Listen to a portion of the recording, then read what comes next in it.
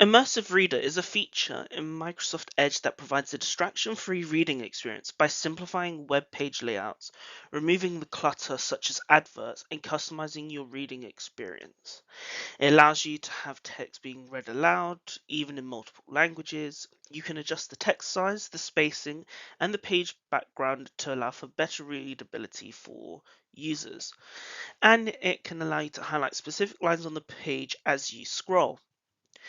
Now, as you see here on screen, I have a news article open from MSN.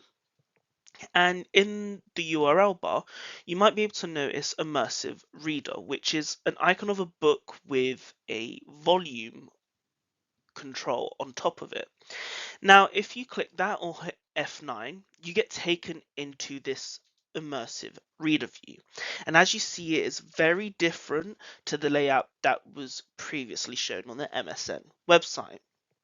Now, what it's doing is it is pulling the text and information from the page that is relevant while stripping out the adverts and non-relevant information for your article. So as you see here, we've got a standard sort of background. We can see the images from the article.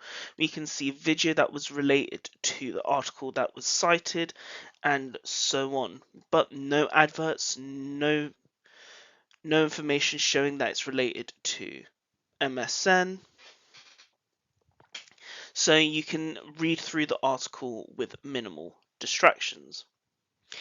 And you can see along the top there is a bar with read aloud, text preferences, and reading preferences. Now, if we go into read aloud, this will allow all the text to be read out to you. And you can choose the voice options and the speed, and it will use generally your default first. So mine is in English, it will use English. But say you have text in a different language, such as Polish, French, Spanish, and you have that language installed, you'll be able to get it to read in that by just changing the voice, or it will select it automatically.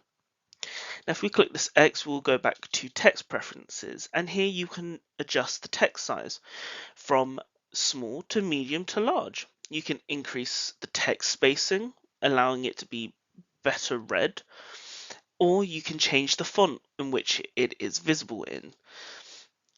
So you might want it in Comic Sans, something more familiar with and used in schools, or you can keep it with Sitka by default. You can allow it to take up more of the page or less of the page, and you can put it even into dark mode if that is your style, or you can put it into any other color or theme as you wish. And you also have reading preferences such as line focus, which focuses on a specific line or 3 or 5 lines as you scroll. You may wish to use this as well. It also helps cut out the distractions.